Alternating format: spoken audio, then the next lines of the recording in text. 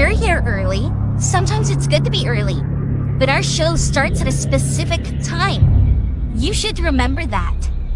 Let's get started then, shall we?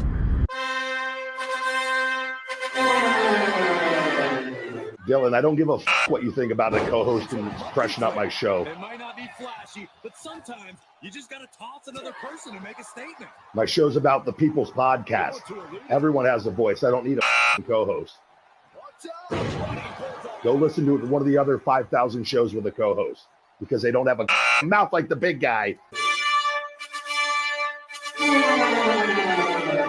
Opie, are you a career killer with Tim Sabian, yourself, and many others? Be myself. Never had real issues with those people. They just understood that I was a different bird. The rest of them, though, I'm like, oh, shut up. I'm paying your salary because the ratings are so good, so shut up. Right.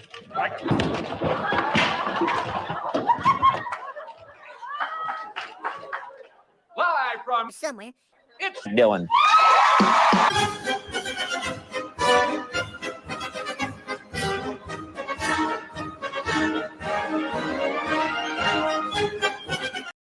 Good whatever to you, whenever you are listening to this, even those listening live. It's either an afternoon or a morning, because I do believe I have just as many UK fans as I do in America.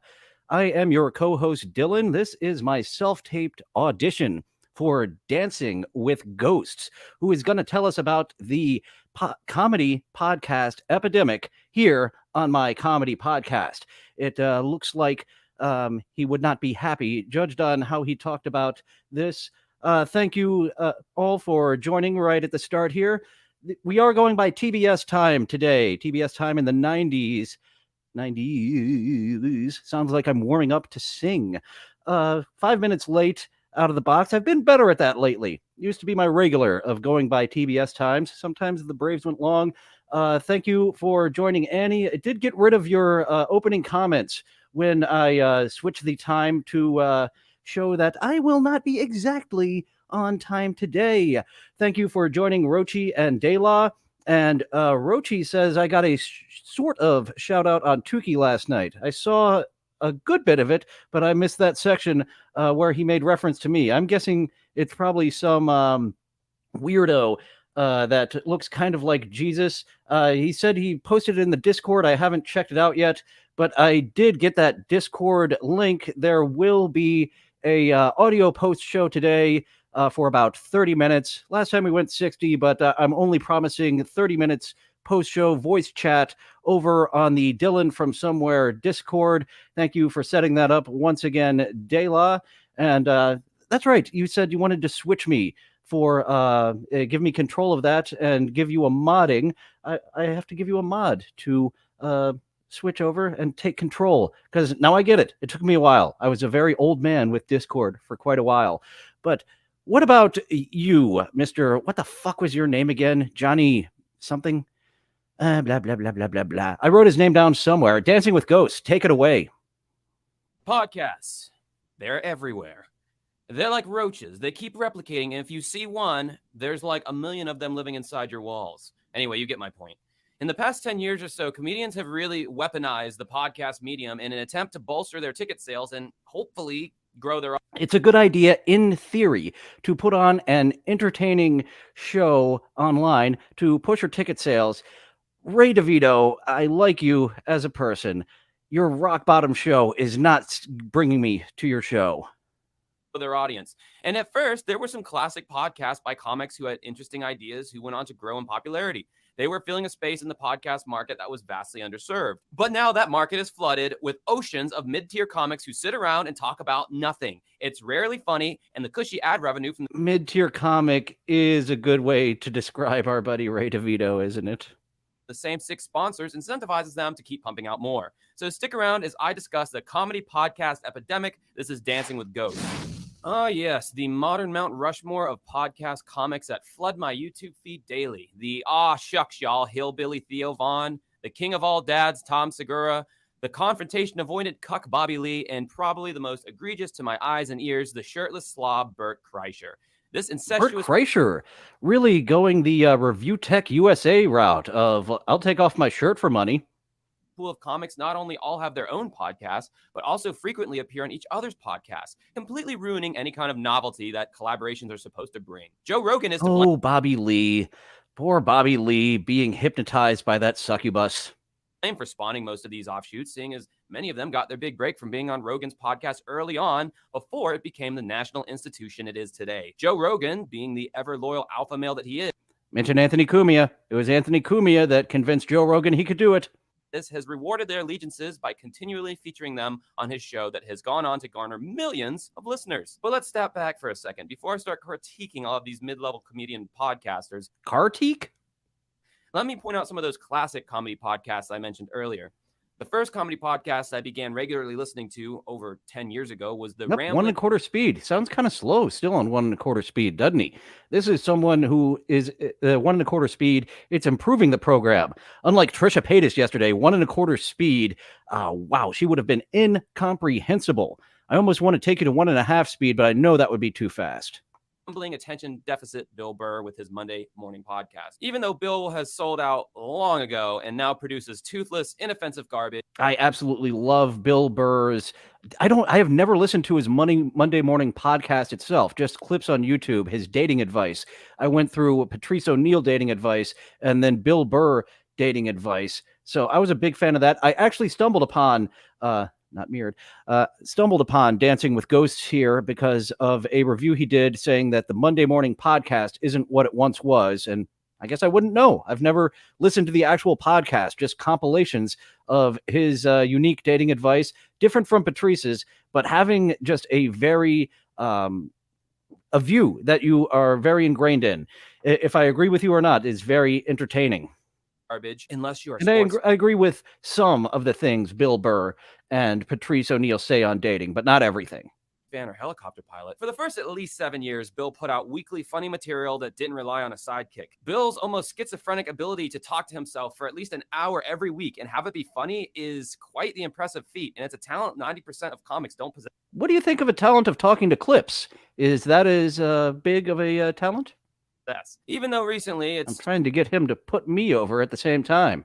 Just basically been Bill commenting on sports games, which is PC enough for him not to have to go on an apology tour. Then, of course, you had Mark Maron's WTF podcast where he interviewed his comedy friends. And Bill Burr is deep in Hollywood now. He was on Breaking Bad. He's a prisoner there in, which one is it? Mandalorian. So he does have to walk the woke tightrope in order to keep escalating his career. The President of the United States. Every episode was a new experience, and you didn't really have to be a longtime listener to jump right in.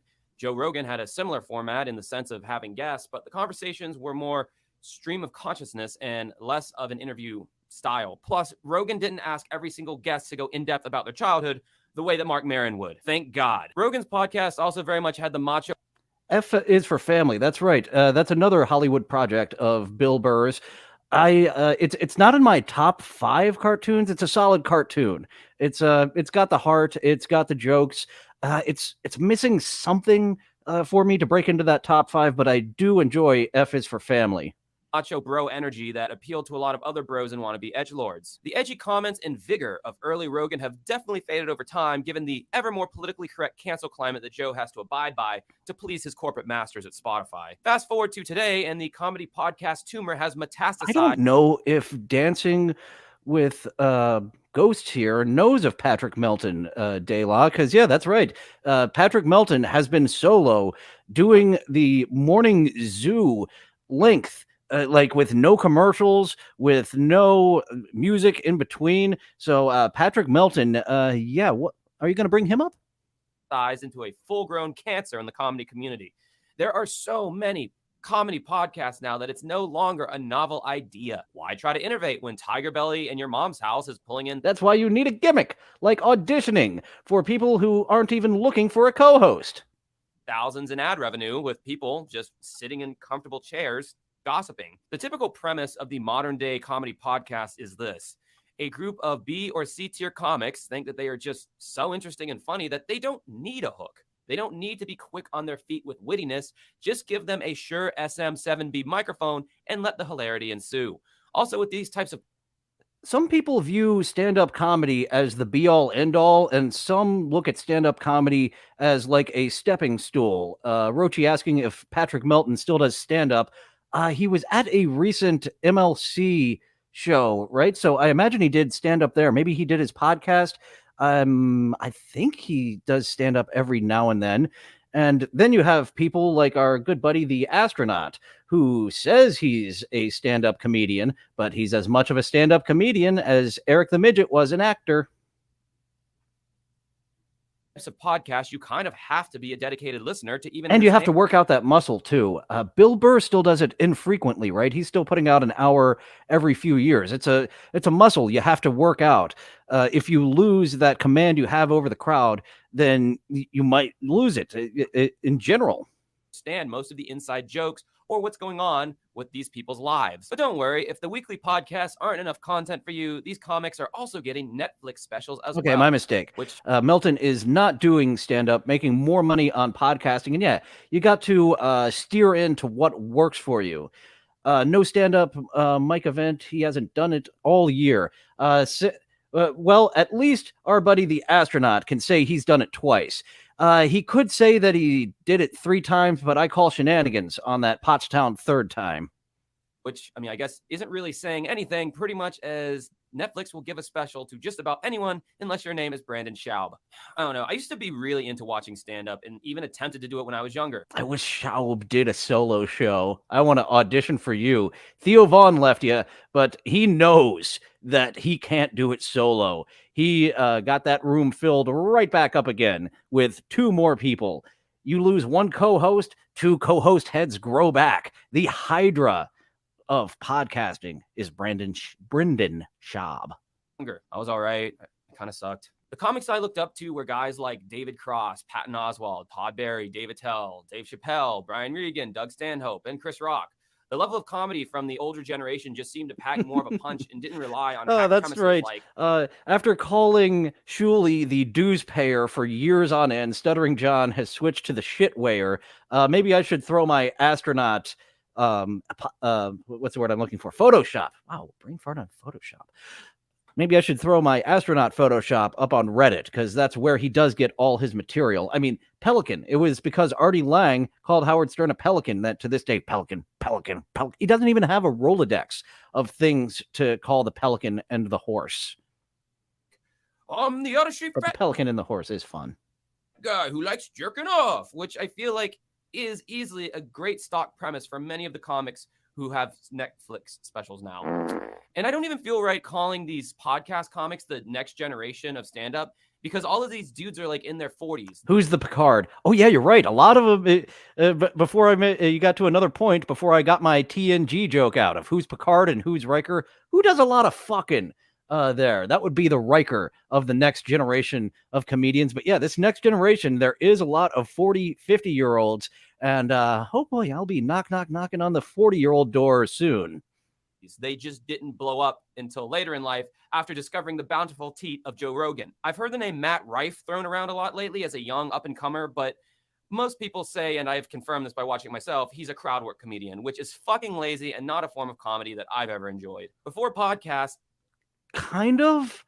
But then, once again, I've already mentioned Patrice O'Neill, masterful at crowd work. That's someone who I would, some people I would say, yeah, it's lazy. I haven't put together your material. They're just putting together hack jokes to do crowd work. Patrice was masterful at crowd work.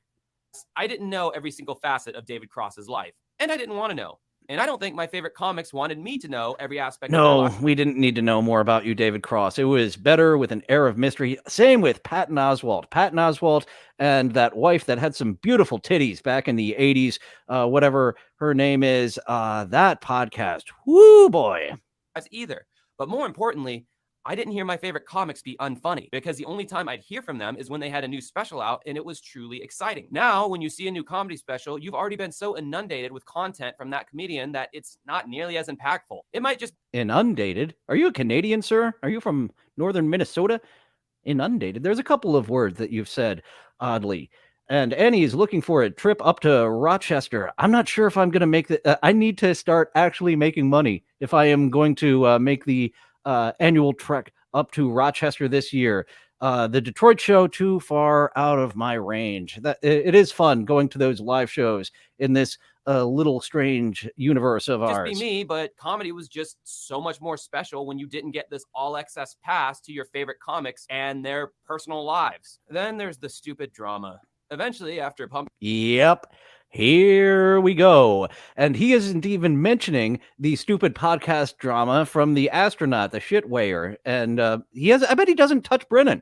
I bet he doesn't so even much hasn't material, even these touched guys Brennan. will start to get a little too personal with each other. I don't want to touch Brennan. Who wants to touch Brennan other than Sarah Silverman when she was 17 years old? And drama will eventually ensue.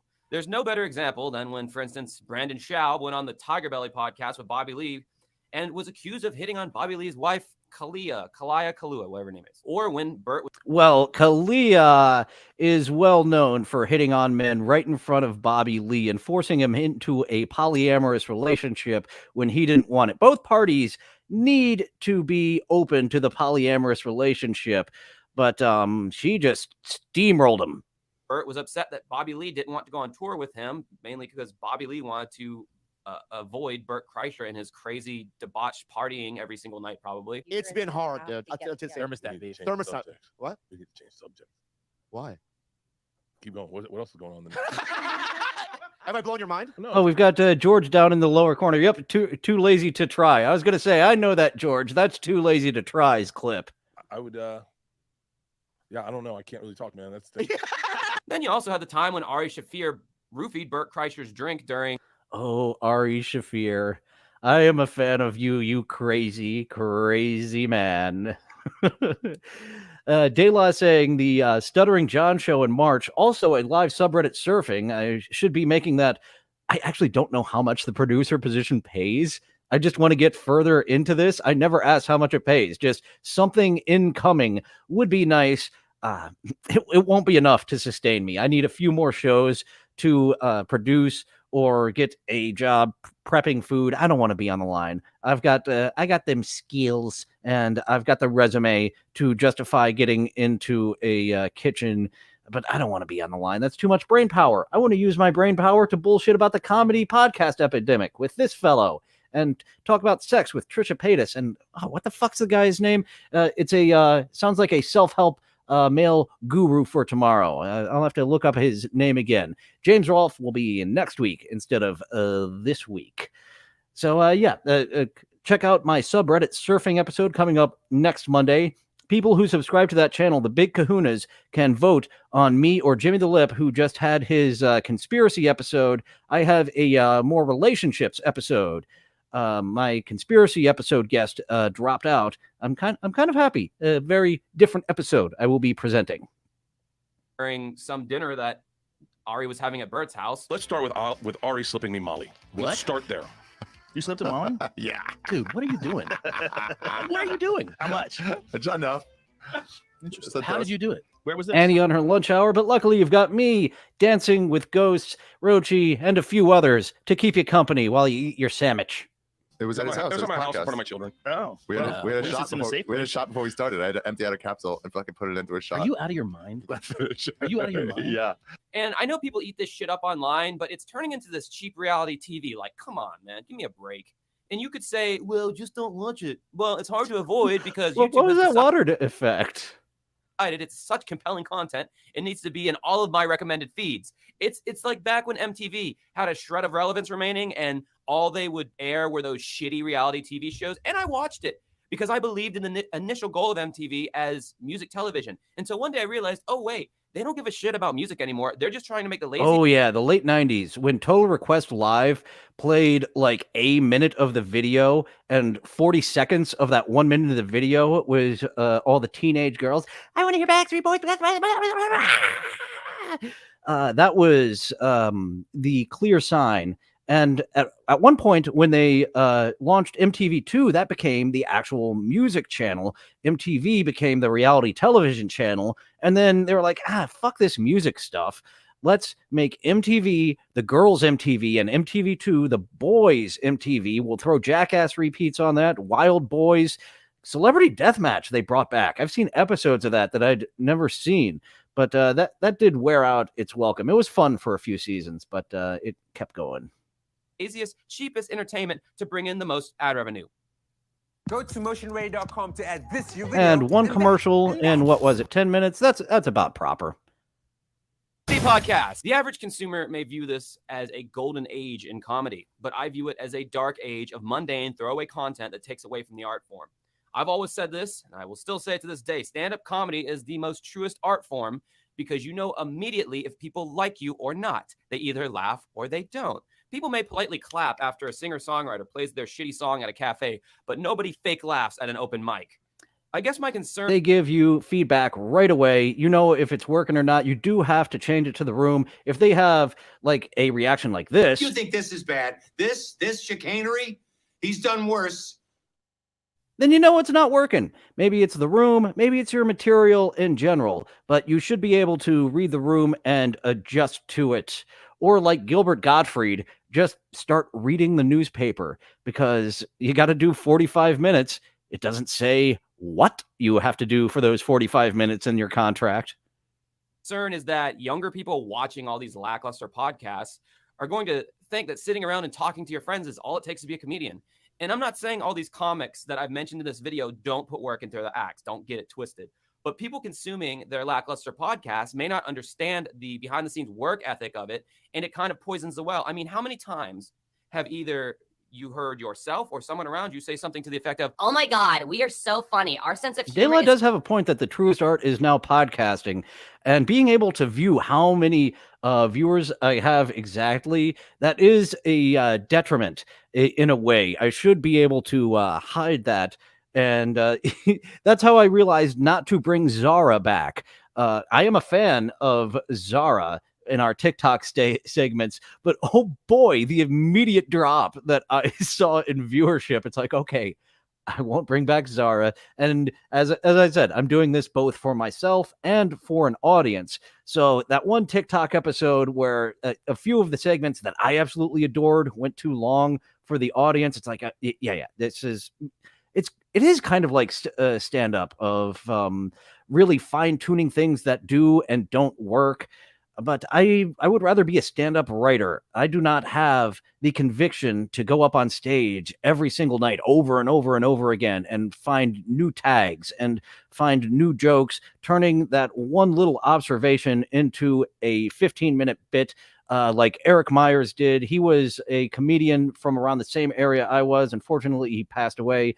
But he had a bit about going to fill out an application at Taco Bell, just one joke, and he turned it into a 15-minute set for whenever he needs to do 15 minutes and doesn't, it's on hand.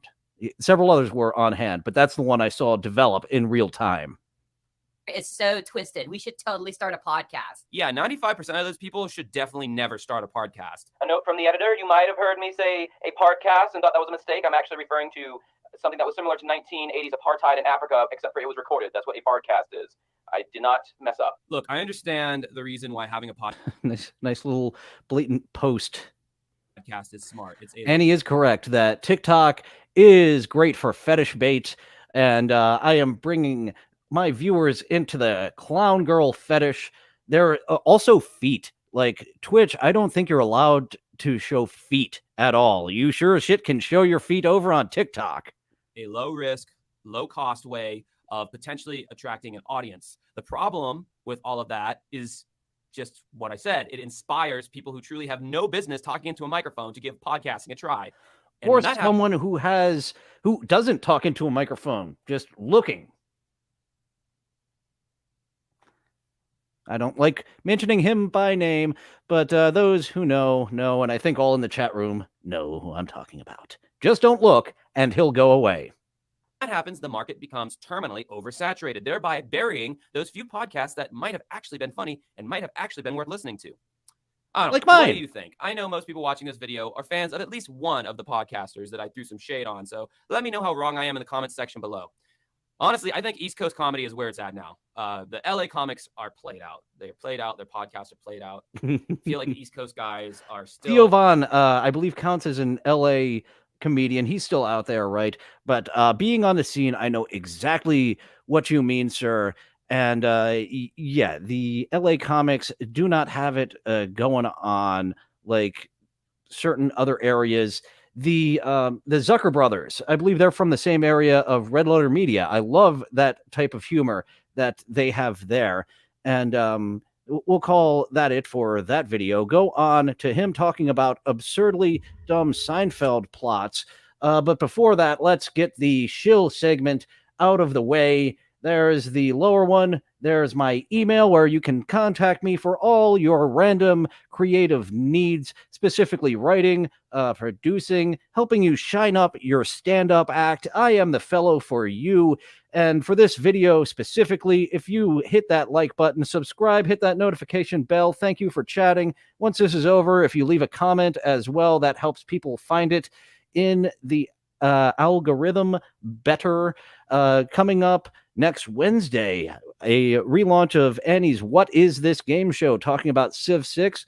She just mentioned the following. We'll do it every other week, especially as big as games are now. We've talked about doing the game show, What Is This Game? Every other week. That is Annie's Vehicle. I found somewhere to place my second mic. The objective was to get someone who is monetized, but I will help out a friend as well, help them get their project going, even if there is no money in it, despite the fact I need some money. Hey, all of you folks with monetized podcasts, I'm over here. I'm over here now. I need a few more to fill out my schedule. We are live streaming 5 days a week. Going to take that down to 3 days a week soon because a job does need to happen. Thank you for listening to my shill segment. Now on to the horseshit Seinfeld plots that we're going to hear from of Dancing with Ghosts.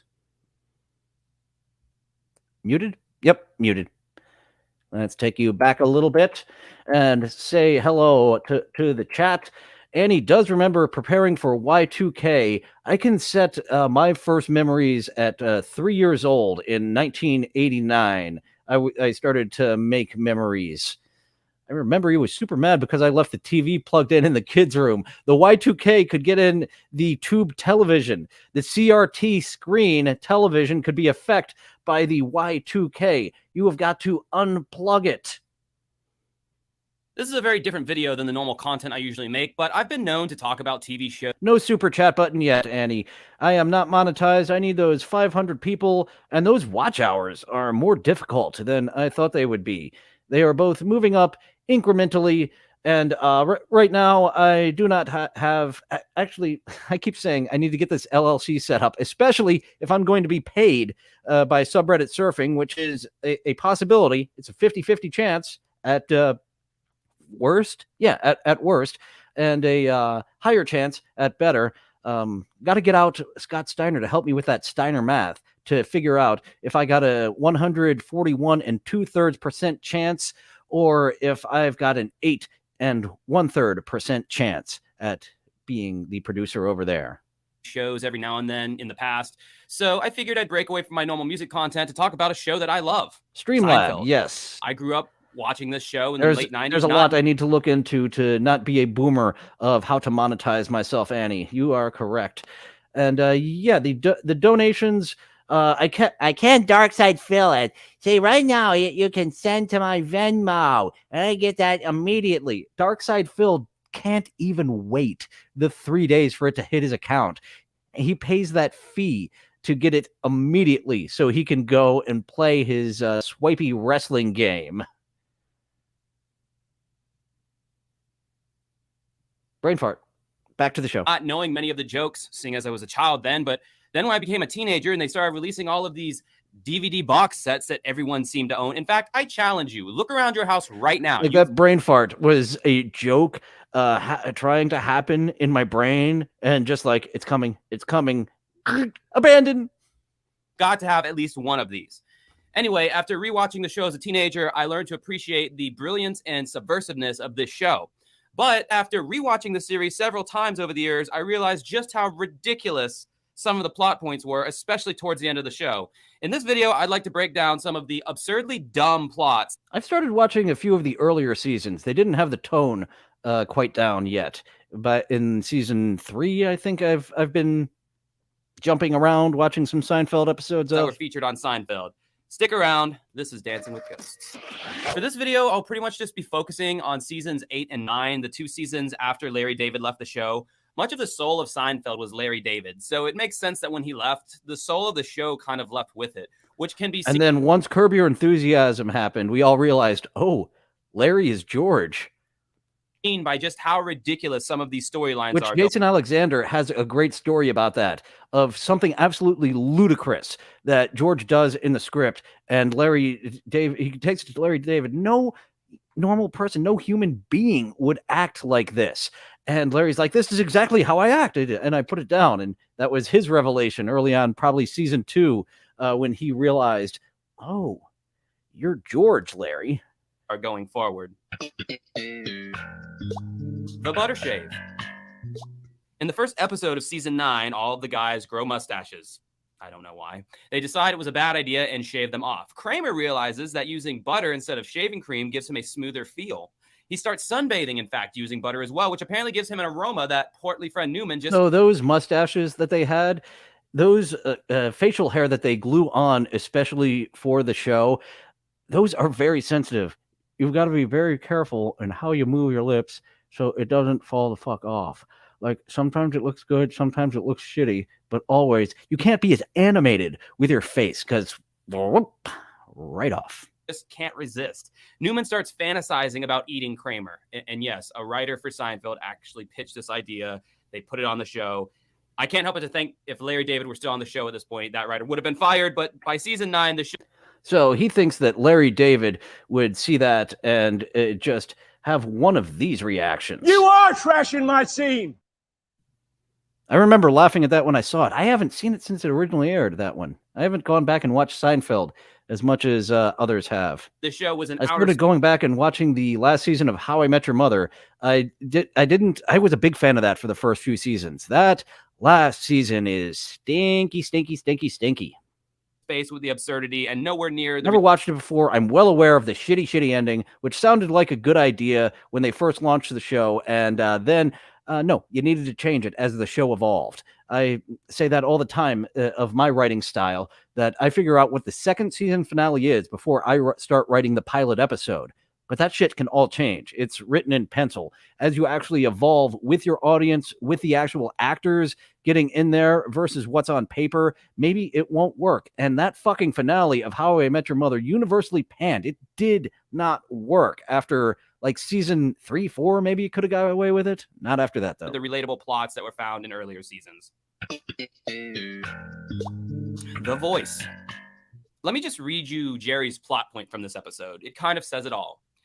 Jerry is dating a woman named Claire. Behind her back, Jerry jokes that her stomach has a voice, which he lampoons by saying, hello. Jerry tells Claire about the voice. Offended, she leaves him. She says she can only get... Annie, not a big Seinfeld watcher. It was fun at the time, and I believe I'll have to go back and see, because it's a bell-shaped curve. Sometimes shows start right out of the box and know what they are. Not Seinfeld, as I said, so it's probably seasons 4 through 7, 4 through 8 are the golden years. How I Met Your Mother, I felt like they had that good tone of a sitcom for 7 seasons. Big Bang I was actually a fan of, but after 4 seasons I was done. I had enough of the Big Bang Theory by 4 seasons. How I Met Your Mother kept me for about 6, 7, and Seinfeld, yeah, it was in the middle. Seinfeld didn't have those really great early seasons. It was in the middle. Hello, G-Rob. We just talked about shitty podcasts with Dancing with Ghosts here. Now we're talking about shitty Seinfeld episodes. He also talks about shitty, angry video game nerd decisions. So we have a lot of crossover, me and Dancing with Ghosts. Get back together if he agrees to never do the voice again. Jerry agonizes and decides he prefers the voice. However, all his friends say that they have grown tired of the voice. He talks to Claire and agrees to stop doing the voice. This girl Claire I'm seeing? Yeah. Well, he and I started joking that when she falls asleep, her He's got to fuck with the video to not get a strike. stomach stays awake all night and talks to me. Well, the belly button's like a mouth. I'm bored. Talk to And your girlfriends don't like when you make fun of them. Like that whole plot is I'm making fun of my girlfriend with all of my friends. Of course, she does not like it.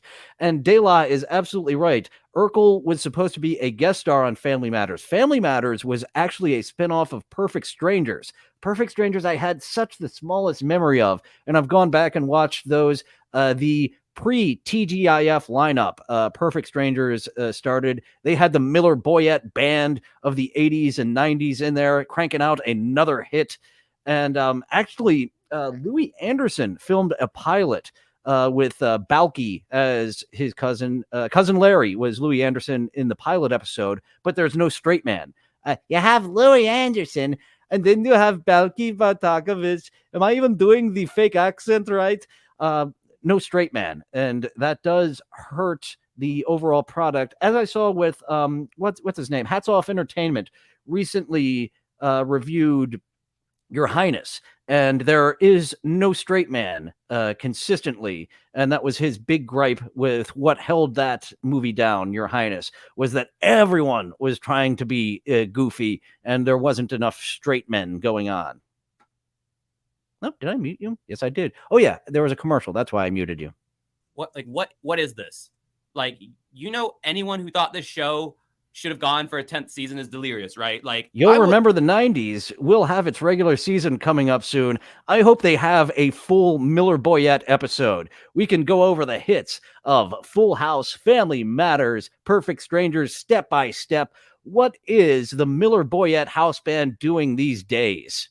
I will admit the finality was disappointing, and it should have been executed better, but I don't think they had any more juice left in this show for a 10th season. The Merv Griffin Show. I actually do enjoy these more out there plots.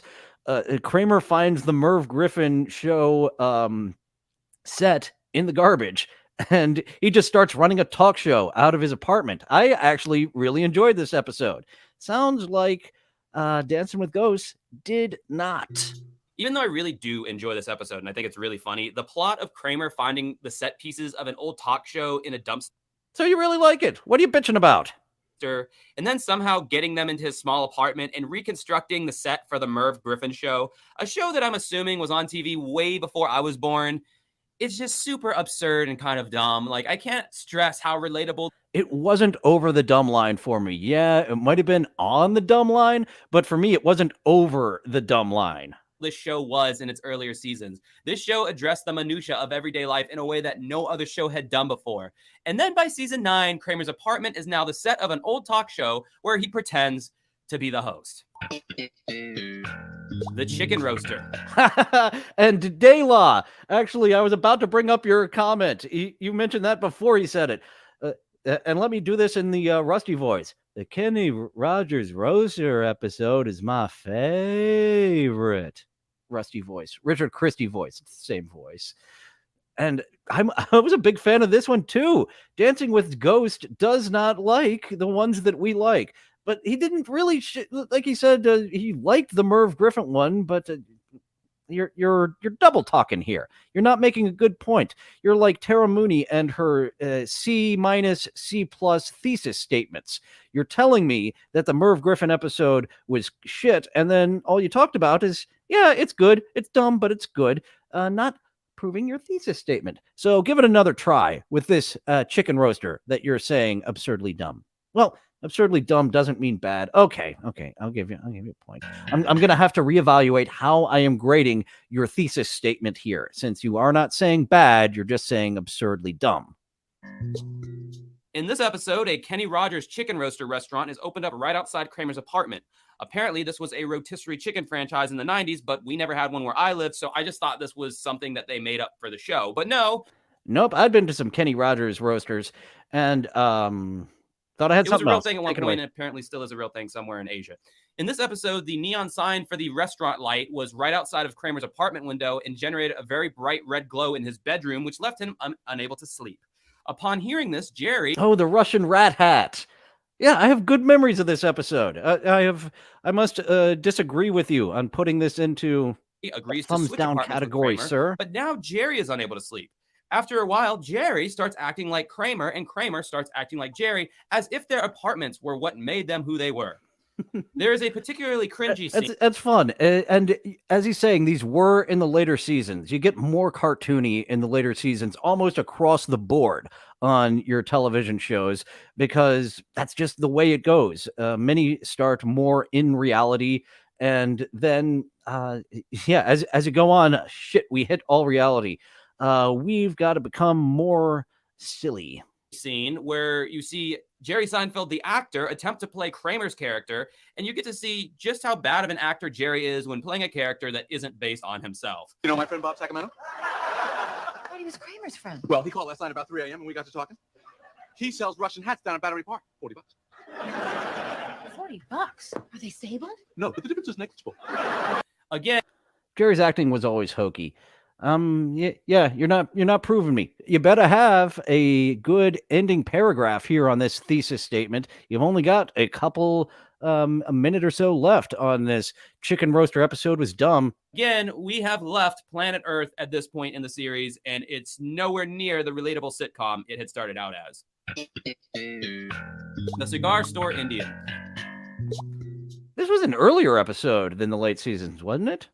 This episode comes from season 5 of the show and is dumb for another reason. It's season 5. Edgy. Yeah, here he is going with the season 5. Yeah, there's Native American jokes in here. And cool now to hate on Seinfeld and downplay its merits. I've heard phrases such as, "It's not even funny," or "It's offensive." Now, normally I'd write... He really likes that water effect when he is doing an impersonation of people.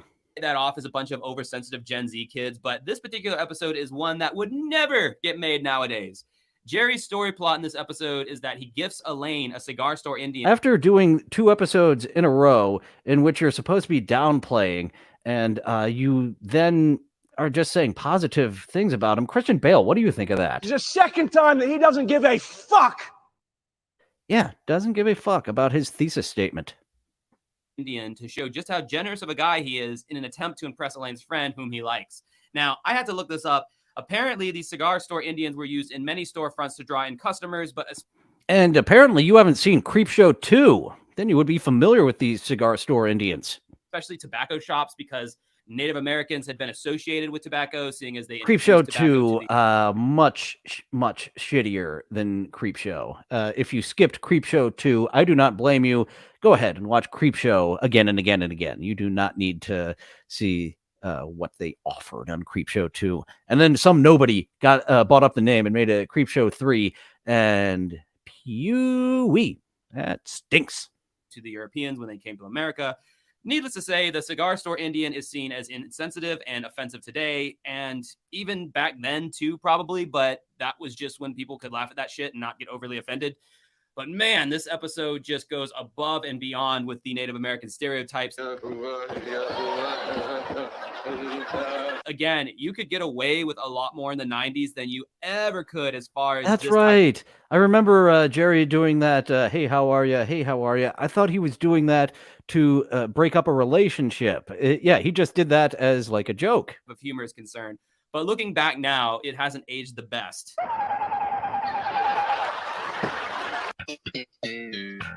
The wink. Well, luckily we got rid of the Redskins and they are now the Commanders. Fucking ass. The Iroquois, the Navajo. There actually are Native Americans who enjoyed that team. You know, all a dozen of them who we white people did not kill off to claim this country for us. From season 7, the George plot of this episode is absurdly stupid. Jerry is eating a grapefruit and the juice gets in George's eye, causing him to wink at random times. This causes confusion as George will tell something to someone and then wink at them as if to say, just kidding, which causes all kinds of issues. Kramer ends up selling an autograph. And the Cleveland Indians, yeah, they haven't changed them to the Cleveland Native Americans. They're still around. The Braves are still around. But I did laugh at the name Redskins. Like, that's being that you're the Redskins in 2023, that is on a similar level of the poop skins, the pink skins. Oh my God. If they would have gone with that obscure Star Trek reference of calling them the pink skins, not many people would have gotten it because not a lot of people liked Discovery, Voyager. Which one was Scott Bakula the captain of? That one wasn't good. Towards the later seasons, they started to pick up steam, but yeah, that Scott Bakula Star Trek, not the best. The Chiefs, another the Cleveland Guardians. Are they really the Cleveland Guardians? So they went with the same type of just average rename like the Washington Commanders or whatever the fuck. Birthday card signed by all the New York Yankees because of the wink. George also infers to his boss that one of his coworkers is slacking on the job because of the wink. It's just such a dumb premise. I get the whole, oh, he has something in his eye and now it's getting him into all these zany situations. But the concept is... Your first video we watched on the comedy podcast Epidemic, you get a solid B, maybe an A for that thesis statement. This is below Tara Mooney. This is definitely a D. You are not proving your point at all, dancing with. So overall, you get a C for your 2 assignments of video essays that you've put forth today. Is so stupid. Like, seriously, that whole eye irritation thing would have lasted all of 15 minutes and you wouldn't wink. Your eye would just get red and irritated. Again, just another example of this show going from waiting for a table in a Chinese restaurant in real time, something which anyone can relate to having grapefruit juice squirted in your eye, which makes you involuntarily wink at people. Those early seasons, having those, the network hated those episodes. The network really wanted to kill the waiting in a Chinese restaurant episode. The network wanted to kill the episode in which they were stuck in a parking garage for the entire time and couldn't find their car. Those are some of the more memorable episodes. But since they went outside of the box, the network was very scared of them, and they are amongst the most beloved episodes. Isaac Walmart mentioning they changed a CFL team up here to from the Edmonton Eskimos to the Edmonton Elks. All those Eskimos could give a shit. Don't those Inuits have their own province now? Just send the Edmonton Eskimos to that northernmost province of the wasteland. They were like, we're not going to do shit with this. Give it to the Inuits. Give it to the Eskimos. And it is nice to see that they kept the alliteration around. Even though they couldn't be the Edmonton Eskimos, they were still the Edmonton Elks. Oh, Edmonton. That's Benoit's hometown. Good old Edmonton. The writers were literally losing the plot by the end of this series. So those were just a few of the dumb Seinfeld plots that came to mind. I could have come up with more, but these, in my mind, just kind of stood out as the dumbest, just in my opinion. It's still one of my favorite shows of all time, but I just thought this would be a fun video to make. What about you? What are some of your least favorites or favorite plots in Seinfeld after Larry David left the show? Things Put them down here in the comments. Help get me some traction.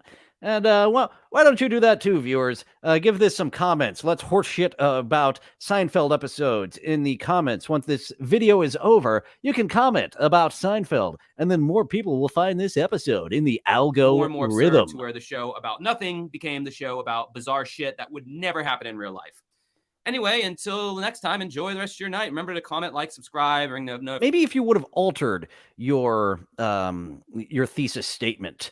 The D does get the degree, but your thesis statement of going, just alter it to be, this used to be a realistic show. Now it is an out there wacky show. Did I block somebody? I shouldn't be blocking anyone. I haven't even got into there.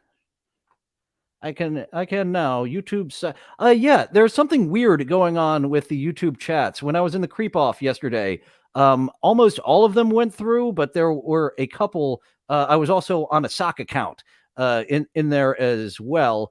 I go on the sock account on one and my real account on the other because they're simulcasting it. But yeah, there is something weird going on with the with the chat, where there's some just not making it through for some reason. Yeah, I have not blocked anyone. I see no reason to block anyone, especially being such a small YouTuber as I am. I cannot afford to block anyone. Darkside Phil thinks he can afford to block people. He's wrong. He needs to stop blocking people because he is down, I believe, to 5 supporters. Darkside Phil used to have 7 supporters, as what was his name? Super Crazy pointed out. But he is running off those pay whales. And now I think he went from 7 supporters down to 5 people, keeping his channel afloat with hundreds of thousands of subscribers. Man, if you need to run people off with a stick, get Darkside Phil. We will now go to a few little news segments. We have got Sam Newsman, a puppet newsman who has been covering. I hope Sam Newsman did cover Phil wanking off. That was a very newsworthy event. You're the guy. It's the guy. That happened after the fact of You're the Guy. But let's get away from Darkside Phil for the moment. And there is an up-and-coming mullet movement that Sam Newsman is going to tell us about. Broadcasting live on Sunday, March 5th in the year 2023, mullets are making a comeback, according to a recent study. Business in the front, party in the back. Popularized by God knows what in the 1980s, the hairstyle is making a surprising comeback. People with mullets have more fun than those who don't, including nights out with their cousins, enjoying mullets just want to have fun. Oh, mulleted people. That doesn't flow. We're going to workshop that. Spicy food with their sister. The study mentions that people with the haircut enjoy at urge to fuck sister rising. At least an average of 5 nights out a month, while the non-mullet crowd is lucky to get 3.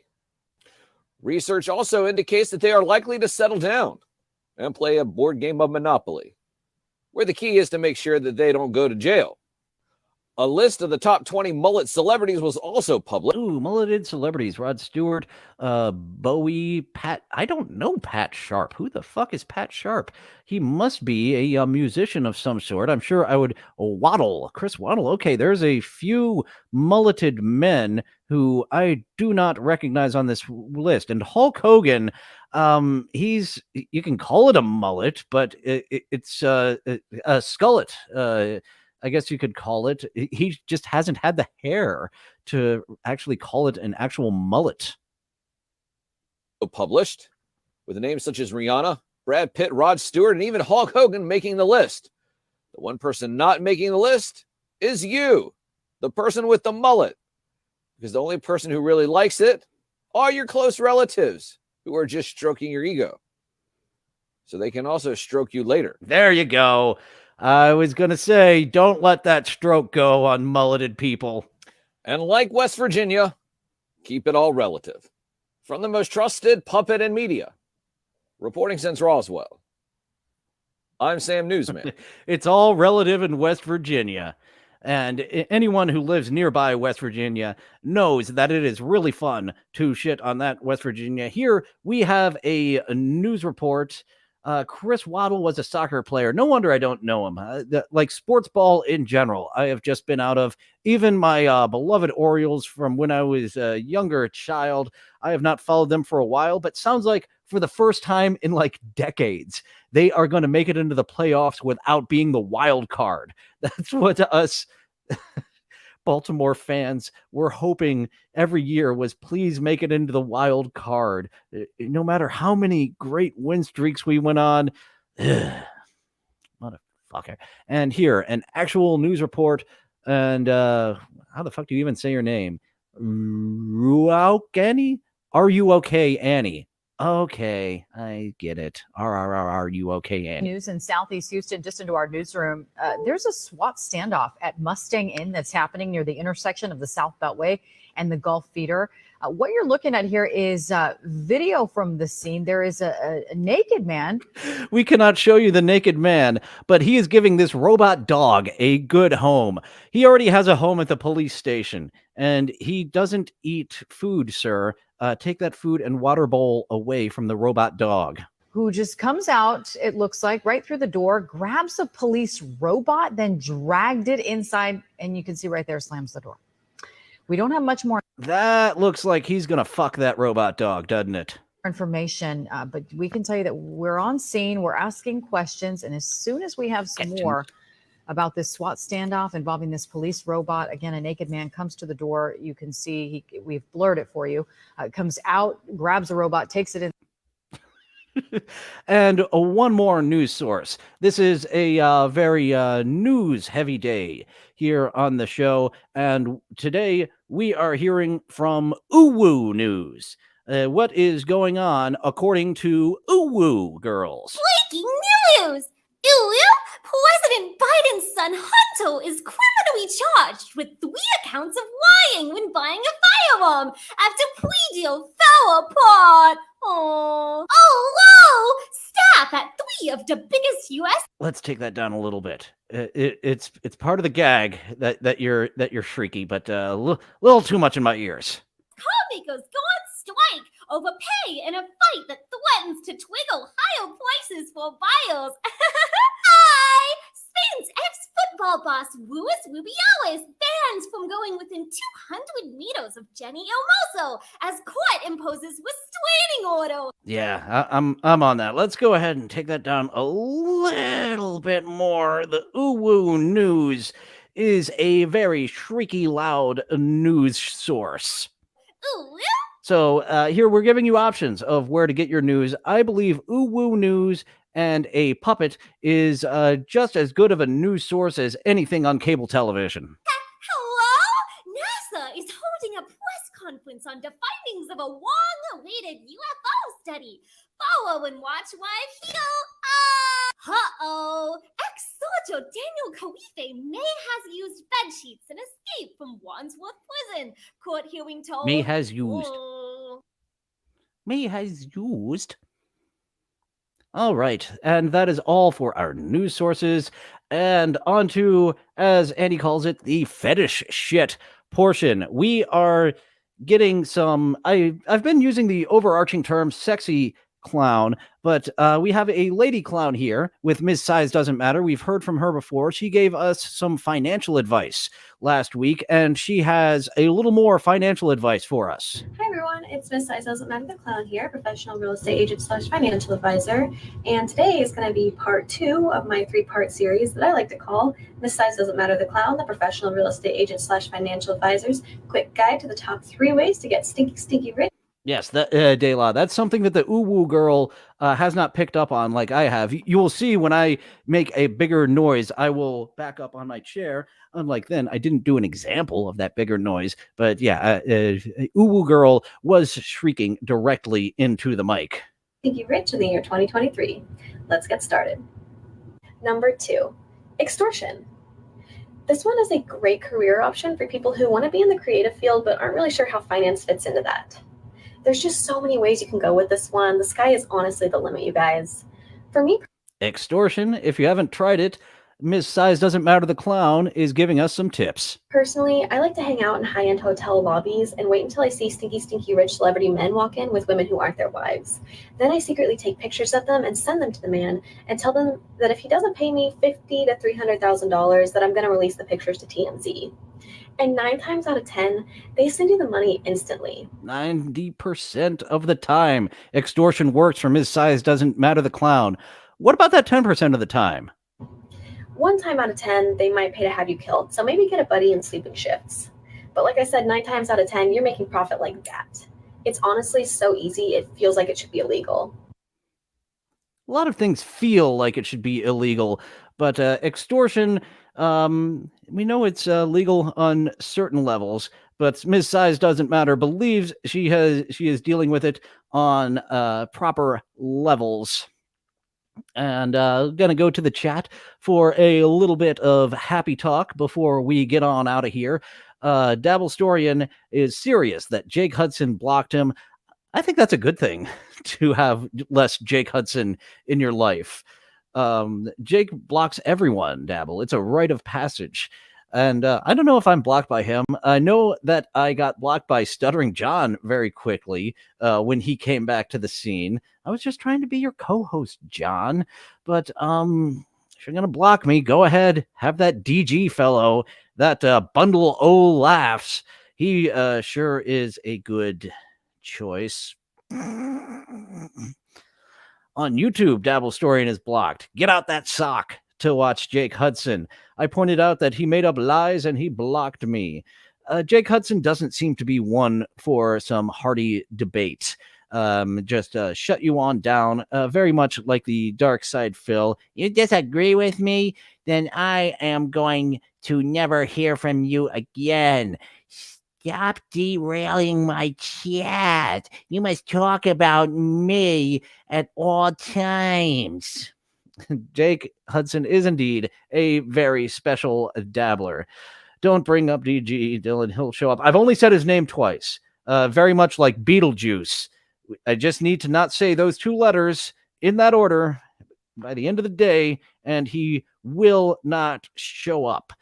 And that is a discussion we've been having. If that fellow is a troll, and his troll is mostly being just phenomenally boring, or if he is just phenomenally boring. We're not quite sure if it's phenomenally boring as a bit, or that is just who he is. And what is the name of our fellow tomorrow that we are hearing from? It is Mark Manson. He is a best-selling author. He has got some life advice.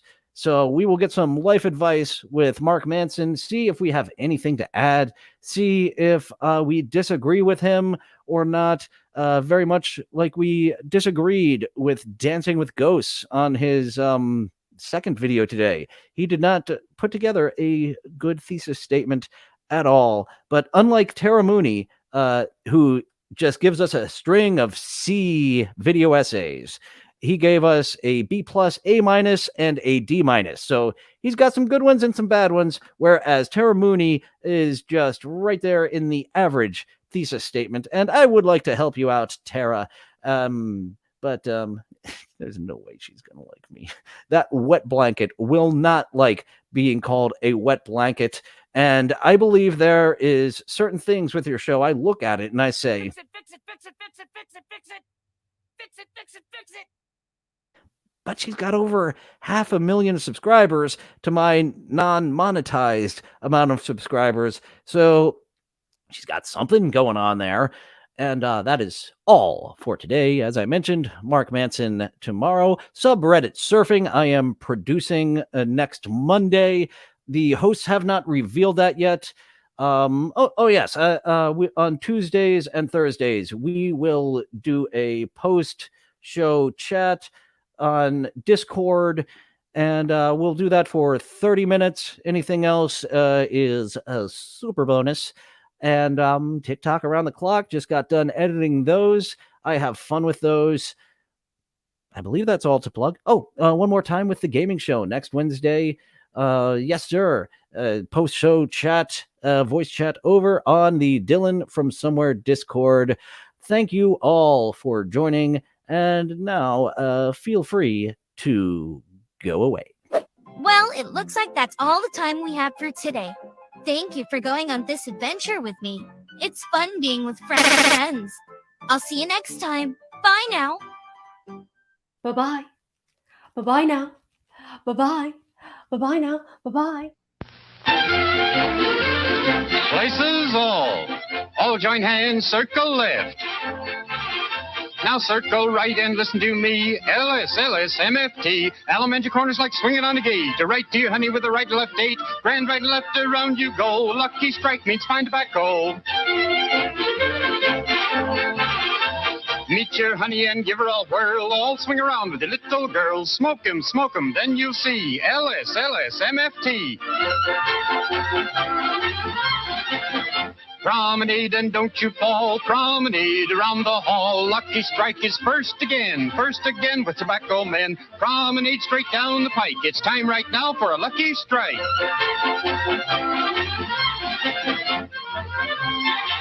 Yes, for smoking that you're bound to like, you just can't beat a Lucky Strike.